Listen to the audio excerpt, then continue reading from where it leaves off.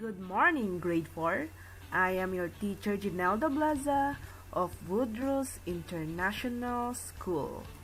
For today's video, we will learn about child labor in the Industrial Revolution.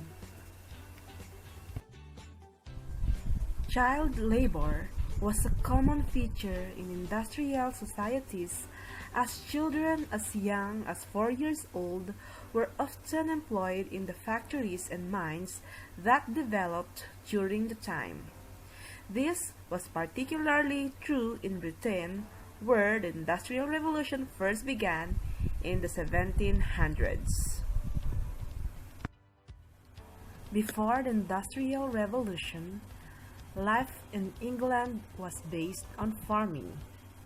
Everything was produced by hand, and 3/4 of the English families lived in the countryside working the lands.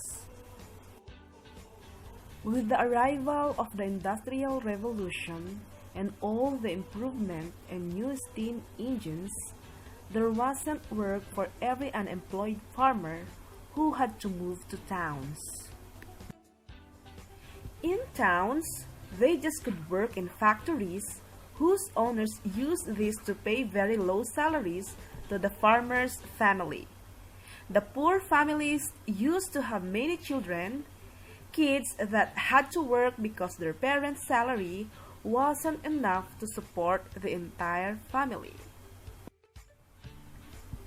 Some of the children started to work when they were only 6 years old, but normally they started to work when they were 9. Why did they work? The family sent them to work because they didn't have money.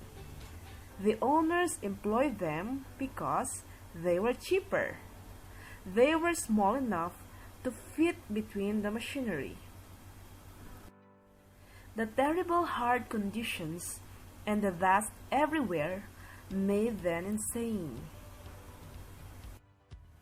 This is a photo taken by a French journalist that shows a group of 9-year-old boys having a rest after a hard work in the deep, dark mine.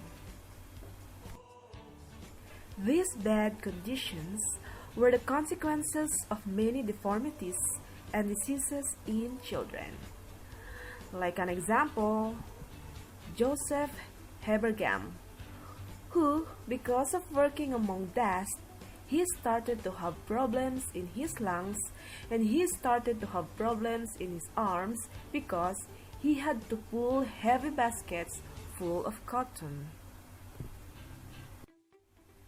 Women were treated badly too.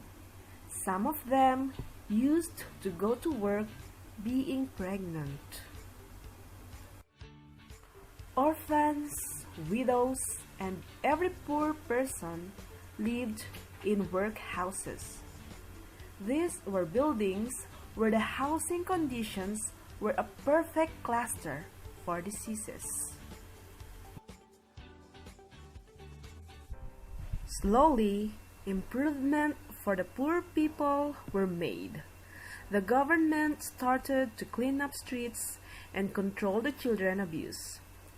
By the end of 1900s, labor unions and new laws began to create a safer working environment. And that ends our lesson about child labor during the Industrial Revolution. Thank you for watching.